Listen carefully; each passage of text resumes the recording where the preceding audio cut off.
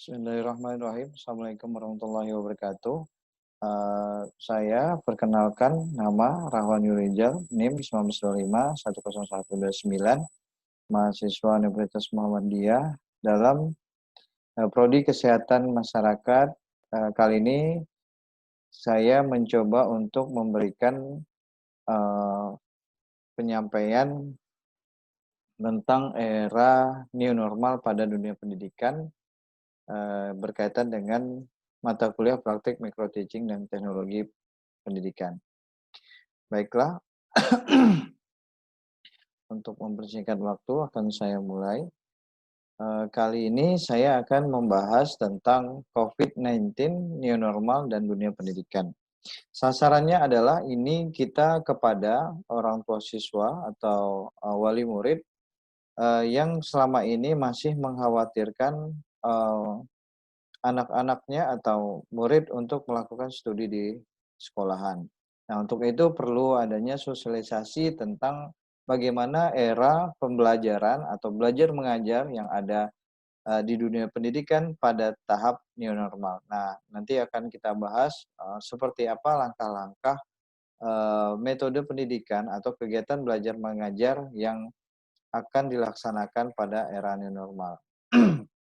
Nah, sebelum masuk ke tahapan metode belajar mengajar, ini merupakan syarat mutlak yang harus dipenuhi dulu sebelum memutuskan akan memulai kembali pendidikan atau kegiatan belajar mengajar di sekolahan.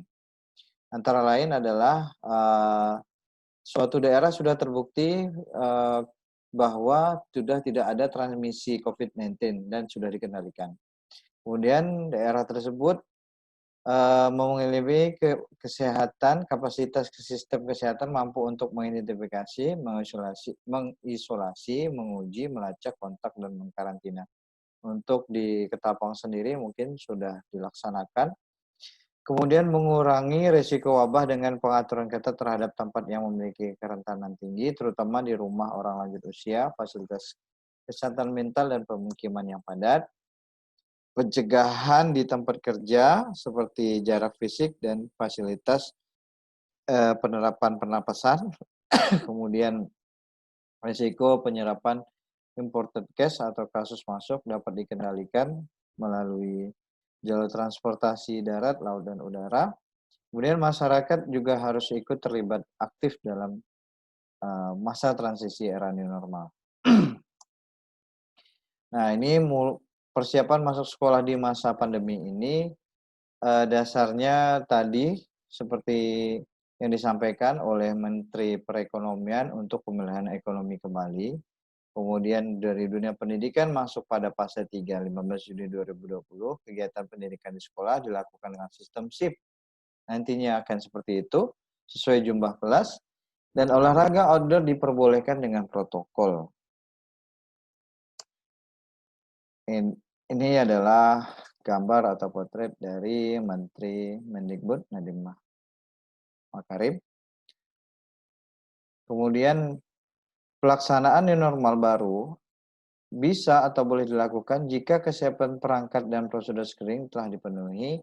Bila belum dilakukan screening, maka sangat tidak dianjurkan untuk dipaksakan karena akan berbahaya. Nah, inilah proses yang emang harus dilakukan pada era new normal ini terhadap dunia pendidikan. Yang paling penting adalah melakukan screening awal. Apa saja screeningnya? Nanti akan saya bahas lebih lanjut. Panduan umum pelaksanaan pola sekolah yang baru ini merupakan screening awal, yakni proses screening kesehatan bagi guru dan karyawan. Nah, diharapkan nanti karyawan dengan berbagai penyakit, obesitas, diabetes, penyakit jantung, paru, pembuluh darah, kehamilan, kanker, atau daya tubuh lemah atau menurun tidak disarankan untuk mengajar atau bekerja di sekolah. Golongan-golongan ini dapat bekerja di rumah saja. Nah, dari tahap awal ini guru-guru atau siswa maupun yang ada yang berinteraksi pada sekolahan, jika ada gejala seperti ini sudah tidak boleh melakukan kegiatan atau beraktivitas di tempat umum.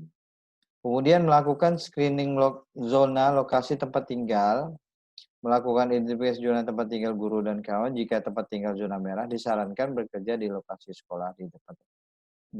Jadi jika diketahui bahwa tempat tinggal di mana seorang yang akan melakukan proses belajar mengajar itu bahwa tempatnya zona merah, jadi tidak dibenarkan untuk melakukan kegiatan belajar. Kemudian melakukan tes COVID-19, yakni yang seperti kita ketahui, yang mungkin yang paling sederhana dengan rapid test, tapi lebih dianjurkan oleh WHO dengan RT-PCR. Teknik terdapat keterbatasan biaya, reagen maka diberlakukan opsi polling test, jumlah sampel kurang dari 30.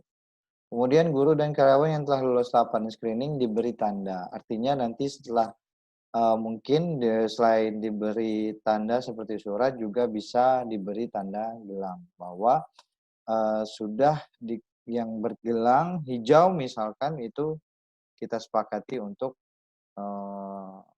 sudah lulus atau sudah lulus tes screening untuk menandai bahwa tidak adanya virus. Kemudian sosialisasi virtual ini dilakukan seminggu sebelum kegiatan belajar mengajar ini kepada orang tua siswa. Nah, ini kembali ke sasaran tersebut. Jadi manfaat dari video ini kami harapkan kepada orang tua siswa tidak akan merasa ragu lagi untuk memberikan izin kepada anaknya atau untuk melakukan proses aktivitas di sekolah. Kemudian atur waktu kegiatan belajar mengajar ini agar tidak bersamaan dengan waktu padat lalu lintas dan dikurangi dengan durasi di sekolah. Mungkin jadwal sekolah, mata pelajaran juga tidak sepanjang di mata pelajaran yang sebelumnya. Guru tidak berpindah kelas, tidak akan bersatu kelas satu guru nantinya. Kemudian menjaga jarak tetap, social distancing seperti yang kita tahu. Kemudian melakukan screening harian ini tidak kalah penting, yakni dengan mengecek suhu, mengecek apakah ada batuk, pilek, atau gangguan kulit mata dan diare, tidak ada selera makan atau keluhan lain. Kalau diketahui ada yang seperti ini, maka segeralah melakukan kontak ke puskesmas, klinik, atau rumah sakit terdekat. Kemudian tidak adanya kegiatan berkumpul di sekolah. Hal ini misalkan untuk pengantar yang melakukan pengantaran, terus jam berakhir sekolah tidak diberikan untuk berkumpul-kumpul. Kemudian screening fisik di pintu sekolah tetap harus dilakukan, yakni pengecekan suhu, kemudian wajib memakai masker, dan tidak sakit. Nah, kalau misalnya sudah memenuhi syarat kriteria tersebut, maka baru boleh masuk ke dalam sekolah. Penerapan pola sekolah baru mengadopsi upaya pencegahan, pola meliputi wajib memasker, pengaturan jarak, social distancing, tidak menyentuh, membiasakan cuci tangan juga, ini juga penting. Jadi di sekolahan diharapkan sudah disiapkan wastafel cuci tangan, mungkin di setiap area sekolah, maksudnya di lokasi kelas, di depan kelas sebelum masuk kelas. Kemudian sudah disediakan hand sanitizer juga, dan tidak ada lagi pedagang-pedagang di luar supaya tidak adanya perkumpulan-perkumpulan. Yang tidak kalah penting yang terakhir memberikan informasi pencegahan corona. Informasi ini harus sering disampaikan kepada siswa supaya juga mengedukasi siswa atau siswi agar bisa mandiri dalam mengatasi atau melawan virus corona.